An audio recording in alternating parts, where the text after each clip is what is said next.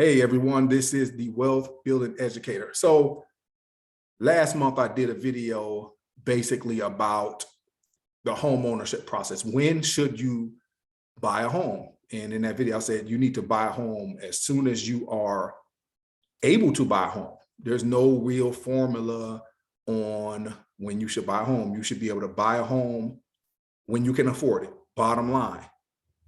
Nobody else should tell you when to buy a home. You know, your job situation shouldn't tell you to buy a home. The market shouldn't tell you to buy a home. The only thing that should tell you when to buy a home is when you can actually afford it, when the pen goes to paper and the numbers support your decision to actually buy a home. When you look at all the expenses and you're able to figure out, hey, this is going to be advantageous to me in the long run. It's going to help my financial situation. It's not going to hinder my financial situation, and it is not going to make me house poor. Once you get to that point, then you will be fine. And that's when you need to look at purchasing a home. So today we're going to talk about the 10 steps that I feel are necessary if you are looking at buying your first home or buying your second home or whatever. Okay, so let's go ahead and get started on this. So as we look at the 10 steps, you know, some things may be a little interchangeable and everything isn't, you know, some realtors are different. Some people believe that you do one thing before you do another. This is what I send to my clients, and this has been successful. Now, let me also give the caveat that this market is beating. This market is brutal for buyers. And I have been a listing agent a few times. I don't enjoy listings as much as I enjoy being a buyer's agent, and being a buyer's agent in this particular market is absolutely brutal. But I will admit that being a buyer in this market is going to be more brutal than being a buyer's agent, because if you are looking for your first home, there's absolutely nothing worse than not being able to find your first home, or having a budget that's $300,000 a year and all of the homes under your budget get 20 or 30, 40, 50 offers on them in the first few days. So there's nothing more frustrated than that. And later on, we'll talk about some strategies about how to, you know, make your offer the best offer on the table, or how to work on making your offer an attractive offer to the seller. But you also need to realize everybody is looking at these videos. Everybody wants to know, how can I make my offer the most attractive offer? So if you have 50 offers, 1/50th of those offers, only 2% of those offers basically is going to get accepted. So you can do all the videos in the world about how to make your offer stand out. Everybody else is doing the same thing. So today we're really going to focus primarily on the 10 steps that I've put into place with how to buy for your first house and your 10 steps to ownership. So let's look at the first one. Now, I believe that once you have it in your mind that you want to buy a home, you need to sit down and talk to a realtor. You also need to think about the whole credit aspect, because obviously, as you see on my list, obtaining loan pre-approval is going to be around the third thing that you need to look at. However, if you are looking at buying a house 6 months from now, or 2 months from now, or a year from now, pulling in those credit reports and trying to clean up those things that you might need to clean up, hey, that might be in your best interest. But it's a complex situation. It's a complex thing.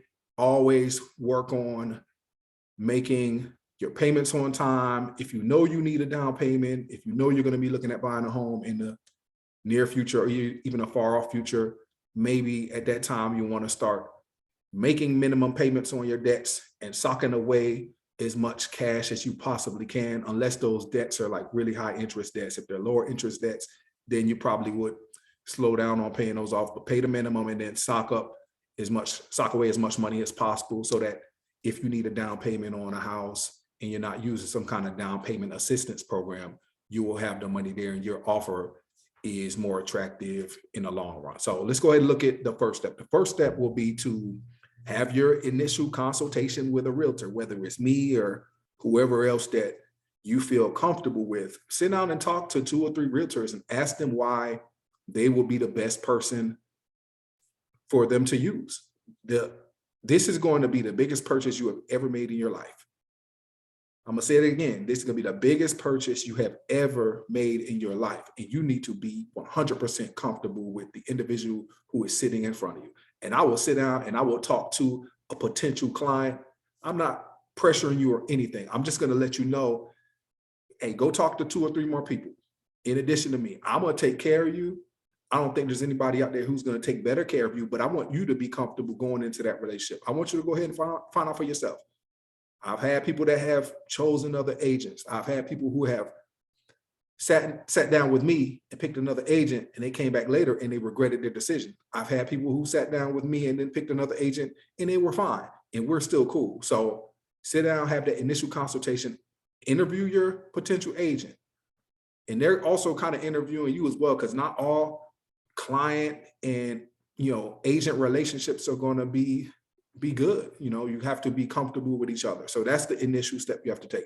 The second step would actually be to sign information about brokerage services form here in Texas. And that's just you just initial that form, and it just goes over the various brokerage services or roles that the agents play within a particular transaction. Before you have any substantial conversation about real estate, that needs to be filled out. So that really, if you decide that, hey, I'm going to use this particular person, I'm thinking about using this particular person, go ahead and get that form signed.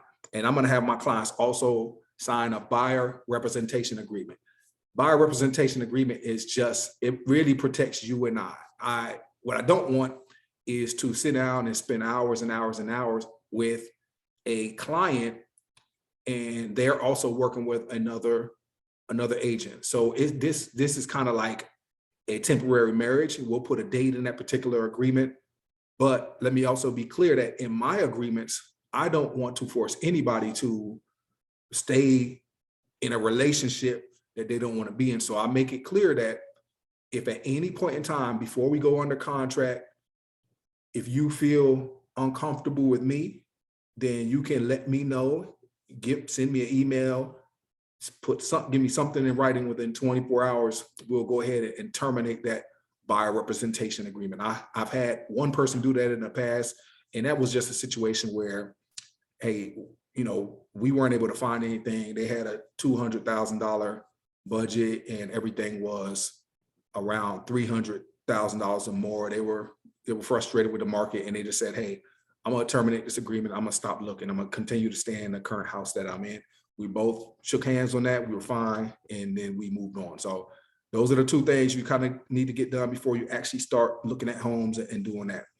The third thing that I will do, I will give you 2 or 3 recommendations for potential loan officers, mortgage brokers, whatever you want to call it.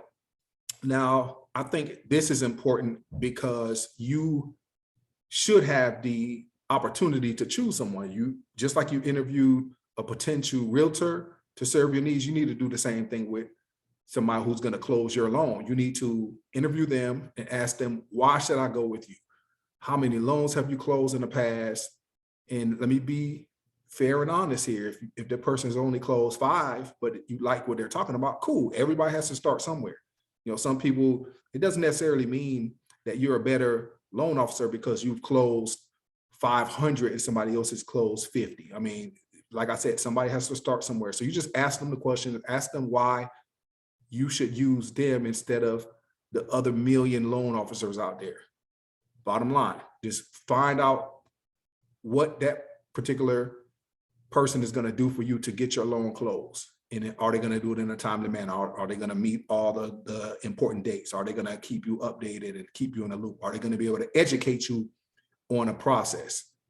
So that's what you want to do. You want to work on getting that loan pre-approval done. And loan pre-approval is going to be a lot stronger than a loan pre-qualification. Pre-qualification is really just like preliminary approval. It really isn't as powerful, especially in this particular market. So do as much as you can to get that pre-approval done so that your offer is going to be more powerful in the long run. especially in this particular market. And also, as you work on that loan pre-approval, your loan officer is going to let you know, once they run a credit, some things that you might need to do in order to ultimately close on your loan. I don't care how bad your credit is. I think as soon as you understand, as soon as you think that you want to potentially buy a home, you need to start looking at working on your credit. So, talking to a loan officer, even 2 years prior to you wanting to buy a home, that there's nothing wrong with that. Okay, so make sure you're getting that done. But the loan officer is going to do the work on the pre-approval. You might not get it right away. It might take a little bit. There might be some steps that you have to take in between the day you talk to the loan officer and the day you're able to get that pre-approval. It might be weeks, it might be months, but just go ahead and you'll work on getting that done. So once you have some kind of document and a number from the loan officer on how much you can actually afford, then you start, looking at and analyzing potential homes. So from step 3 to step 4, you could be talking weeks, you could be talking months. It really just depends on what steps you have to take from the initial conversation with the loan officer to when you get that pre-approval amount. One thing you won't do, and one thing no realtor is going to do, is show you homes before you have an actual loan qualification or pre-approval amount.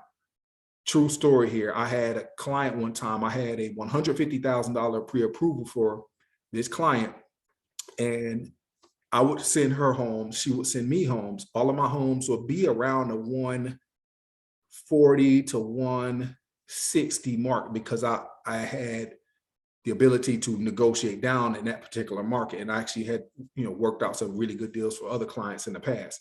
With this particular client, she sent me homes in the 200 range. And I said, listen, I can't show you these homes because I feel like I would be doing a disservice to you. I feel like I would be getting your hopes up, and I don't think that's fair to you. And I don't think it's fair to the seller as well, because we're not even in the ballpark. If you're a few thousand, maybe 10,000, 15,000 away, cool. But just with the way the market was and everything like that, I just didn't think that showing $200,000 homes was fair to her. I felt like it was going to be a waste of her time, my time, and the seller's time. And, that's why it's important to get that pre-approval amount. How much can this client actually afford? And that's what you work with. So once you get that amount, you're gonna look at homes in that range. In the past, it has been much easier to find homes in that range. Now with this particular market, it's gonna be a struggle. I'll just be completely honest with you. When you're looking at the $300,000 to $400,000 range, people are just fighting. It's like a Mike Tyson fight trying to get these homes under contract. But that's the range you can look at. And then you got to try to work up the best overall offer and see if you can get your offer accepted. But this particular, these 10 steps ultimately are the steps you'll take in any market. Like, this is just assuming that it's a regular market. And these are the 10 steps that you will take to home ownership. So once you look at homes in your price range and you find out the one you love the most, that's when, once you've narrowed it down, then what you're going to do is put in an offer. Put in an offer. Your realtor is going to help you put together the best offer that you can put together that, is going to help you and also make the seller happy. Once again, this market is a little different in the past. These current offers that are being put out there are more advantageous to the seller. You have these ridiculous offers where people are waiving inspections and waiving inspection periods and the escalation clause, things like that. And those aren't things I'm going to get too much into right now, because right now this is just a brief overview of the 10 steps to home ownership. But, a lot of this is depending on the market. So once you put the offer in, the seller likes your offer. It becomes they sign a contract, you sign a contract, you have an executed contract. Then you'll work on getting your home inspection. I would recommend that you also do the same thing I do with loan officers. I give you about 2 or 3, then you choose. If you're comfortable with one, you choose that one. You know, the home inspections range in price. It could be $300, it could be $500, it could be $1,000. Really depends on the size of the home. Are you getting termite inspection as well? I recommend you to get an inspection on every property, new builds as well, because one thing you don't want to do is move into a new build and then you have so many problems that you have to continue to put in work orders. Now, you do have that 1 year, basically bumper to bumper warranty on your new home. Some people have waived inspections moving into the home, and they have gotten that inspection, the third party inspection, done in month 11. And then they found a lot of deficiencies and they turned it in right before month 12 and then had the builder correct those deficiencies. But I recommend to spend the extra, few $100s before you actually move in, get those things taken care of. And then you move into the home, and then you also do another inspection at month 11 before that bumper to bumper warranty is over. Now, once you have the home inspection, you will analyze the inspection with your realtor, figure out what you're going to ask for when you go back to the negotiation table with the seller. This market's different. Of course, a lot of sellers aren't fixing things. They aren't giving credits or anything like that for repairs. And that's just a part of the market. But in a traditional market where it's a little more evened out, you're negotiating the repairs and you are working with your realtor to try to figure out how you're going to ask for any concessions or repairs or anything like that. And that's how you basically analyze the inspection. And you're also going to be, as you get closer to closing, you're going to be shopping around for insurance, utilities. In Texas, it's like Power to Choose Texas.org. Those will help you get your electricity on. You're going to contact the county about water, sewer, trash. And another website, another place people go, and I recommend my clients to go to, is Utility Concierge. They can get you hooked up with the utilities, in addition to like alarm systems and those kind of things. So Utility Concierge is also a good resource, and you might even have it in your particular state or your particular city. And finally, once you have done all those things, and you will be able to close on your home, and that is like going to be the best day of your life, you'll feel. And it's going to be a surreal moment. And it's probably going to take a few months until you actually realize, wow, I really did this. Those are the 10 steps to home ownership. Now, there are so many various steps once you have gotten into your home. You got to really, really pay attention to. I mean, it's going to be things that break. There are going to be, service calls. There are going to be pest control. It's just so many things to home ownership, which is why I said in my previous video, you need to be completely understanding of this. You need to be ready for it. You need to put these things in your budget, because it's definitely not for the faint of heart. It's a lot different than renting. You are now in possession of the most expensive asset that you will ever own besides your next home purchase. So you just need to be careful. It's a very exciting time. And I try to also talk to my clients that, hey, while it's an asset, it's also a necessity. It's a necessity to live somewhere. And if you could actually afford to live in a home, then by all means do it. At the end of the day, once the euphoria has worn off, it's not going to make you any happier at the end of the day. It might make your life easier because you have a bigger home and you have some sense of pride, sense of ownership. But I try to tell people all the time, it's just not going to make you a happier person. The only way you can find happiness is from within. My wife and I have looked at properties on multiple occasions, and then we thought about the hedonic treadmill, something else I have discussed in the past. And we have decided, hey, this ain't what we're trying to do. We're not trying to upgrade our house right now, because it's just not the best time and it's not the best opportunity for us. And we know ultimately in the long run, it's not going to make us happier.